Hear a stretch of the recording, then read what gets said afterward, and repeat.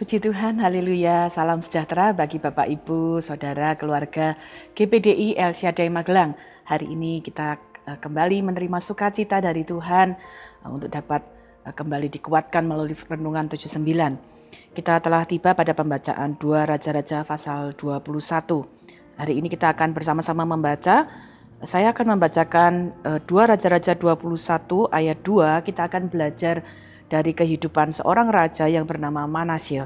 Ya.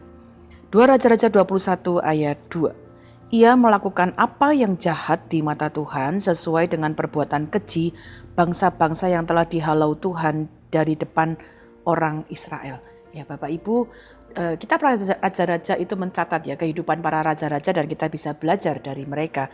Dan kita hari ini belajar dari catatan kehidupan Manasye.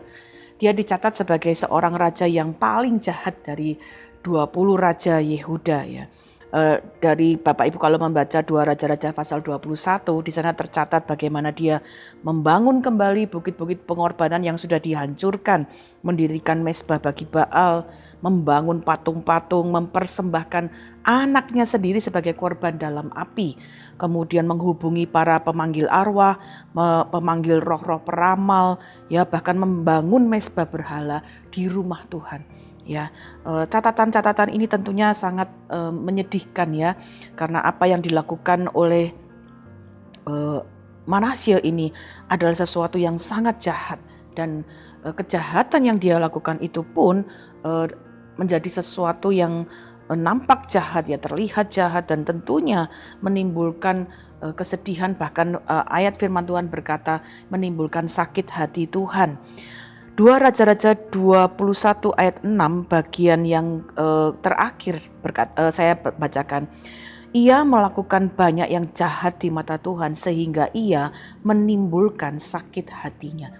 Kejahatan yang dilakukan oleh manusia terus-menerus ya, tidak berhenti itu pada akhirnya juga menimbulkan sakit hati dari Tuhan.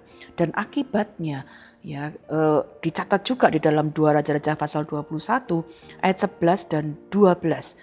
Ayat 11 berkata demikian, oleh karena Manasye Raja Yehuda telah melakukan kekejian-kekejian ini, berbuat jahat lebih daripada segala yang telah dilakukan oleh orang Amori yang mendahului dia, dan dengan berhala-berhalanya ia telah mengakibatkan orang Yehuda berdosa pula. Sebab itu beginilah firman Tuhan Allah Israel, sesungguhnya aku akan mendatangkan malapetaka atas Yerusalem dan Yehuda, sehingga setiap orang yang mendengarnya akan bising kedua telinganya. Ya, akibat kejahatannya, maka kemudian bangsa Yehuda, bahkan Manasye sendiri mengalami penghakiman dan penghukuman Tuhan. Ya, ada malapetaka sehingga bahkan ayat firman Tuhan berkata orang yang mendengarnya itu bising karena malapetaka itu berkelanjutan ya. Dan bukan itu saja akibatnya. Ya, malapetaka yang dialami oleh Manasye dan Yehuda, tapi bahkan kemudian Manasye sendiri sebagai seorang raja, dia kemudian direndahkan. 2 Tawarik 33 ayat 11 ya. Dalam catatan 2 Tawarik 33 dalam kitab yang lain ya, 2 Tawarik 33 ayat 11 ada catatan demikian. Oleh sebab itu Tuhan mendatangkan kepada mereka panglima-panglima tentara Raja Asyur yang menangkap Manasye dengan kaitan, membelenggunya dengan rantai tembaga dan membawanya ke Babel. Ya, Manasye yang seorang raja ya kemudian justru dibelenggu dengan rantai tembaga ya dan dibawa ke Babel ya. Kita dapat melihat satu hal yang menjadi peringatan ya, setiap kejahatan selalu membawa dampak baik kepada pribadi yang melakukan kejahatan, bahkan juga kepada orang-orang di sekitarnya. Ya, dalam hal ini Manasye mengakibatkan seluruh Yehuda juga mengalami kehancuran karena seluruh Yehuda juga ikut melakukan kejahatan. Ya, ini menjadi satu catatan yang penting bagi kita ya. Hati-hati kalau kita kemudian melakukan satu kejahatan dan jangan merasa nyaman ketika kita melakukan kejahatan dan kemudian tidak terjadi apa-apa, lalu kita lakukan kejahatan yang lain, lakukan kejahatan yang lain, lakukan kejahatan yang lain.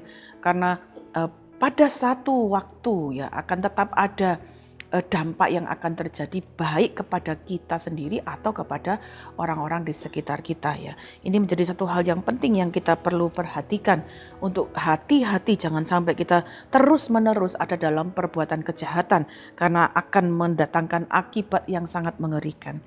Tetapi hari ini saya ingin kita belajar dari satu catatan dari pelajaran dari semua peristiwa kejahatan yang dilakukan oleh Manasye. Ada satu kejadian yang terjadi, bahkan ini terjadi dalam di akhir kehidupannya ya, akhir-akhir kehidupannya.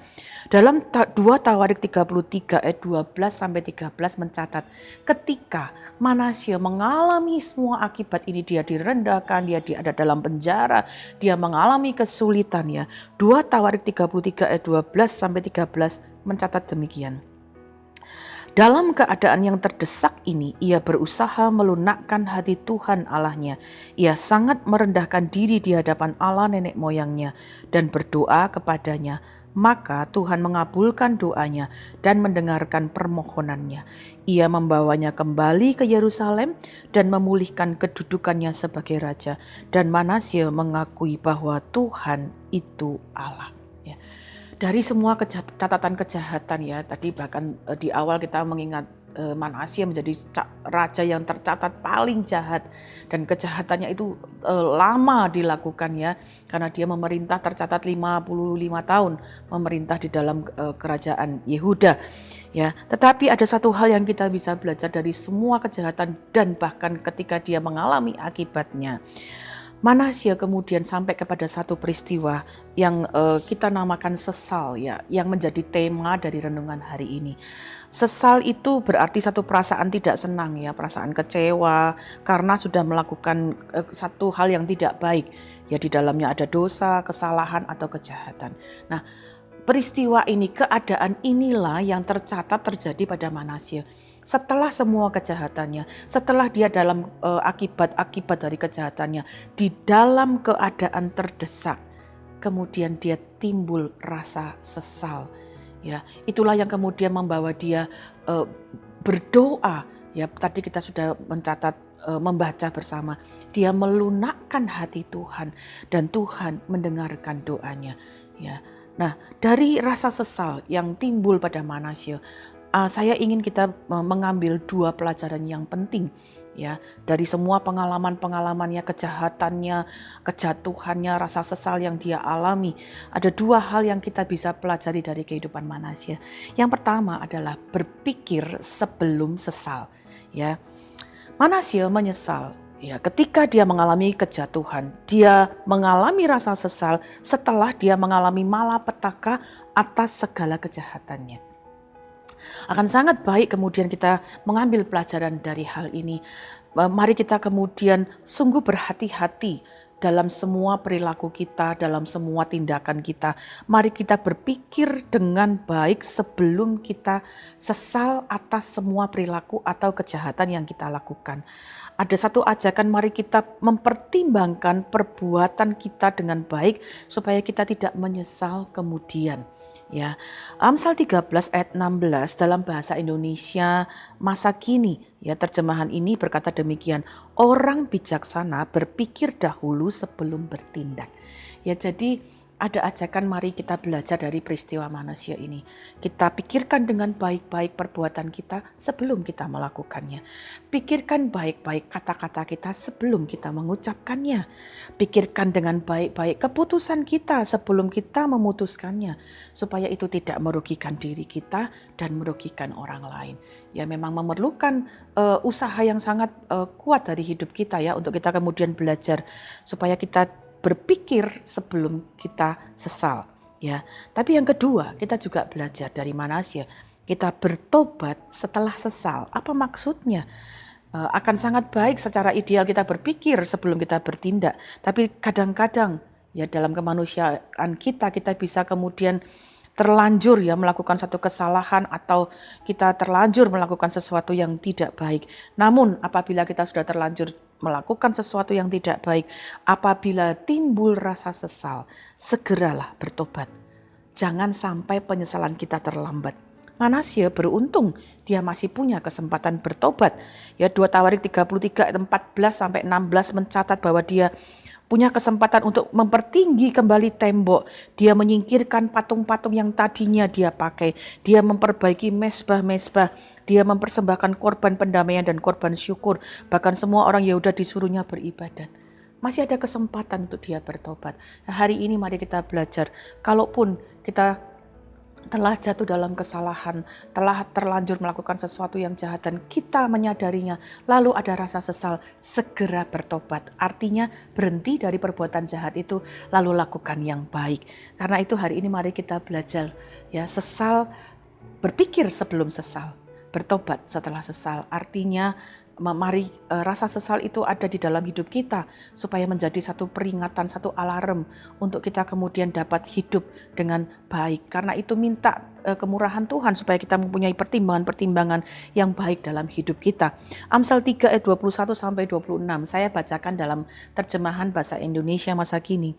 Sebab itu berpeganglah pada hikmat dan pada pertimbangan yang matang, anakku. Jangan sekali-kali melepaskannya, maka hidupmu akan terpelihara, indah dan menyenangkan. Engkau akan berjalan dengan aman dan tidak akan tersandung. Engkau akan pergi tidur tanpa merasa takut, dan engkau tidur nyenyak sepanjang malam. Tak perlu engkau takut akan bencana yang datang tiba-tiba seperti badai dan melanda orang-orang jahat. Tuhan akan menjaga engkau. Ia tidak akan membiarkan engkau terperosok ke dalam perangkap. Mari minta Tuhan memberi kita hikmat supaya kita dapat mempertimbangkan segala sesuatu yang kita lakukan dalam hidup kita, sehingga tidak ada rasa sesal ketika kita melakukannya. Demikian renungan yang dapat kita renungkan bersama-sama. Terima kasih Bapak Ibu telah mendengarkan Renungan 79, kiranya dapat menjadi berkat bagi kita semua. Bapak Ibu Saudara yang ingin didoakan dengan pokok-pokok doa tertentu atau menceritakan kesaksian baik mujizat kesembuhan, pemulihan dari masalah keluarga, dapat menyalurkannya melalui chat di WhatsApp nomor 0813-2742-0088. Kami telah menerima pokok-pokok doa dan juga menerima kesaksian-kesaksian, dan ini kiranya juga menjadi doa yang kita naikkan bersama-sama. Mari kita berdoa bersama. Bapa, kami mengucap syukur untuk peringatan firman-Mu, untuk kami terus memiliki pertimbangan-pertimbangan yang baik dalam hidup kami, sehingga apa yang kami lakukan tidak kami sesali. Tapi kalaupun ada hal-hal yang kami keliru lakukan, kami dapat segera bertobat, kami dapat segera memperbaiki kelakuan kami supaya hidup kami boleh berkenan kepadamu. Berkati seluruh keluarga GPDI El Shaddai Magelang supaya kami mempunyai pertimbangan-pertimbangan yang baik dalam kehidupan kami. Hari ini Bapa, kami juga berdoa bagi saudara kami yang sedang menunggu keputusan final dari HRD untuk pekerjaan di Jakarta.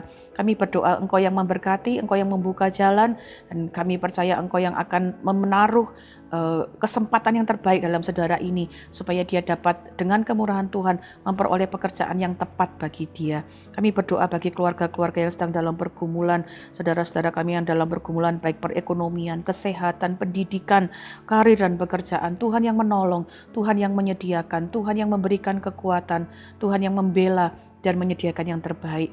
Kami berdoa bagi saudara kami yang juga sedang bergumul atas penyelesaian rumah. Tuhan akan menolong supaya pengembang yang membangun rumah ini juga dapat bertanggung jawab dengan baik, sehingga rumah yang dirindukan dapat segera selesai dan dapat ditempati. Terima kasih Bapa. Kami mengucap syukur untuk kasih dan kemurahan-Mu. Kiranya Allah mengasihi seluruh keluarga GPDI El Shaddai Magelang dan memberkati kami. Kiranya Engkau menyinari kami dengan wajah-Mu supaya jalan-Mu dikenal di bumi dan keselamatan-Mu di antara segala bangsa. Terima kasih Bapa. Kami mengucap syukur di dalam nama Tuhan Yesus Kristus. Haleluya. Amin.